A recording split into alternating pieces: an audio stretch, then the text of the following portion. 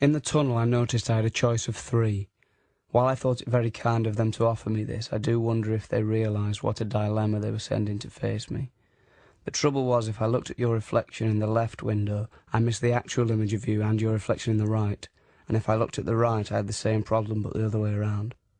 At first I thought I should probably settle on one of the mirrors as they were soon to disappear, but that idea quickly wilted and my attention was drawn back to the centre, occasionally checking on either side. I must say I did question the authenticity of your nap a few minutes before. As the train left Loughborough I suspected it could have been a device to avoid conversation. I'd barely considered this for a moment, however, when a heavy breath and a gulping sound that I decided would be too embarrassing to fake led me to conclude that your nap wasn't fraudulent. I found it difficult to concentrate on anything else as you slumped beneath your coat. Delighted that we'd waited until this hour to travel so the evening sun got its opportunity to skip across those sleeping cheeks, but unnerved by the prospect of being removed from the opposing chair to yours. I knew it was reserved, but hoped that whoever had reserved it had fallen over. It looked as if today I'd be safe. The train wasn't too busy, but I did take a moment to recall the time when I was less fortunate. I remembered it with a chilling vividity. We were on the way to Brighton.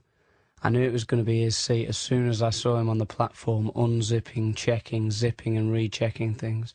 Something about his face suggested that he had for years had a moustache and had not long since removed it. He wasn't going to think twice about disposing of me, especially considering then he'd get the chance to sit with you.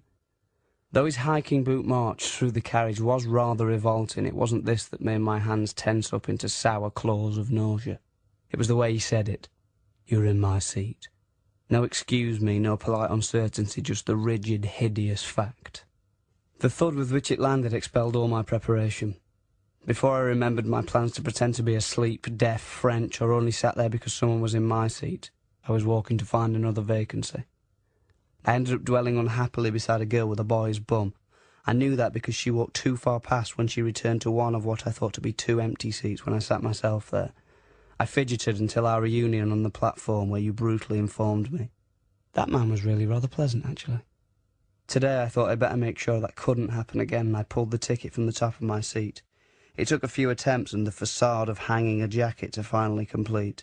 I was terribly cautious.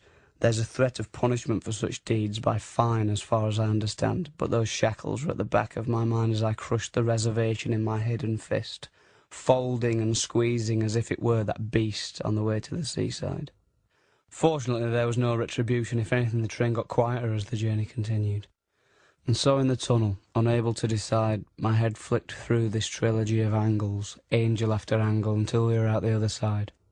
My frantic twitching no doubt caused the man at the adjacent table to narrow his eyes at the very least, I imagine.